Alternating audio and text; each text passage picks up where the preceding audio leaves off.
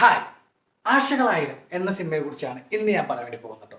ജയറാമേട്ടൻ, കാളിദാസൻ, അതേപോലെ ഷറഫുദ്ദീൻ, ആശാ ശരത്ത് ഇവരൊക്കെ മുഖ്യ കഥാപാത്രമായിട്ട് അഭിനയിച്ചിട്ടുള്ള ആശകളായിരം എന്ന സിനിമയാണ്. അതായത് ഇന്ന് ആ സിനിമയെ കുറിച്ചാണ് ഇന്ന് ഞാൻ പറയാൻ വേണ്ടി പോകുന്നത്.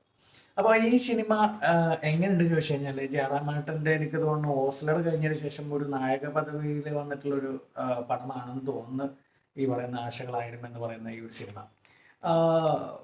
നമ്മുടെ ജയറാമേട്ടൻ്റെ പഴയ കുറച്ച് സിനിമയിൽ നിന്നും നമുക്ക് കണ്ടു മറന്നിട്ടുള്ള കുറച്ച് ഭാവങ്ങളുണ്ടല്ലോ, ആ ഒരു സങ്കടം വരുന്ന സീനുകൾ, അങ്ങനെയുള്ള കുറച്ച് സാധനങ്ങളൊക്കെ എല്ലാം ഈ സിനിമയിലുണ്ട്.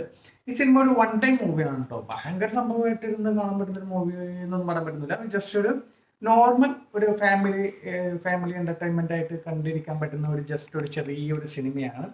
അവിടെ ഇവിടെയൊക്കെ കുറച്ച് ഇമോഷൻസ് ഉണ്ട്. അപ്പനും മോനും തമ്മിലുള്ള കുറച്ച് കോമഡി ഐറ്റംസുകളുണ്ട്. അതിൻ്റെ കൂടെ തന്നെ ഒരു വാശി. അതായത് സംഭവം എന്താ വെച്ച് കഴിഞ്ഞാൽ, ഈ ഒരു കഥ ശരിക്കും പറഞ്ഞാൽ ഒരുപാട് മുന്നേ ഇറങ്ങിയിട്ടുള്ള പല സിനിമകളിൽ നിന്നും ഉള്ള, അതായത് സിനിമയിലൊക്കെ ഉള്ള പോലത്തെ ഒരു സ്റ്റോറി പോലെയാണ് കണ്ടപ്പോൾ എനിക്ക് തോന്നിയത്. ഫ്രഷ്നെസ് ഒന്നുമില്ല. നേരത്തെ പറഞ്ഞ പോലെ തന്നെ ഒരു പഴയ ഒരു സ്റ്റോറിയൊക്കെ തന്നെയാണ് തോന്നുന്നത്. പക്ഷെ കണ്ടിരിക്കാം. അതായത് ജയറാമിൻ്റെ ആ ഒരു അഭിനയം, കാളിദാസനാണെങ്കിലും പിന്നെ ആശാനടുത്ത് ഇവരൊക്കെ രസമായിട്ട് തന്നെ അഭിനയിച്ചിട്ടുണ്ട്. പിന്നെ ഷറഫുദ്ദീനെ കൊടുത്തിട്ടുള്ള ഒരു നെഗറ്റീവ് ക്യാരക്ടറാണെങ്കിലും അങ്ങനെ അടിപൊളിയായിട്ട് ചെയ്തിട്ടുണ്ട്. അപ്പോൾ ഈ സിനിമ ഒരു വൺ ടൈം കണ്ടിരിക്കാൻ പറ്റുന്ന ഒരു സിമ്പിളി ഒരു മൂവിയാണ്. വേറെ മോശമെന്ന് പറയാനൊന്നും ഈ സിനിമയിലില്ല.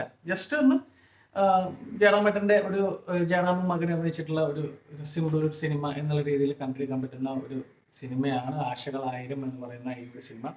ഇതിൽ പ്രത്യേകിച്ച് വേറൊന്നും പറയാനില്ല. ഞാൻ നേരത്തെ പറഞ്ഞ പോലെ തന്നെ മുന്നേ ഒരുപാട് സിനിമയിലൊക്കെ കണ്ടുപോയിട്ടുള്ള കഥകളൊക്കെ തന്നെയാണ് ഈ സിനിമയിലുള്ളത്. വേറെ ഫ്രഷ്നെസ് ഒന്നും ഈ സിനിമ കണ്ടപ്പോൾ എനിക്ക് തോന്നിയില്ല. അപ്പോൾ നിങ്ങൾ ഈ സിനിമ കണ്ടിട്ട് നിങ്ങൾക്ക് എന്താണ് തോന്നിയെന്നുള്ളത് വീഡിയോ ഒന്ന് കണ്ടു കഴിഞ്ഞാൽ നിങ്ങൾ അഭിപ്രായം പറയണം. അപ്പോൾ വൺ ടൈം കണ്ടിരിക്കാൻ പറ്റുന്ന ഒരു സിനിമയാണ് ആശകളായിരം എന്ന് പറയുന്ന സിനിമ. അപ്പോൾ നിങ്ങളത് കണ്ടിട്ടില്ലെങ്കിൽ കണ്ടോട്ടോ, കുഴപ്പമൊന്നുമില്ല. മോശമൊന്നും പറയുന്നില്ല കണ്ടു കഴിഞ്ഞാലും. അപ്പോൾ കണ്ടിട്ട് നിങ്ങളുടെ അഭിപ്രായം നേരത്തെ പറഞ്ഞ പോലെ കമൻ്റ് ആയിട്ട് എനിക്കറിയാം. അപ്പോൾ അടുത്ത സിനിമയുടെ വിശേഷമായിട്ട് നമുക്ക് വീണ്ടും കാണാം. Okay, by.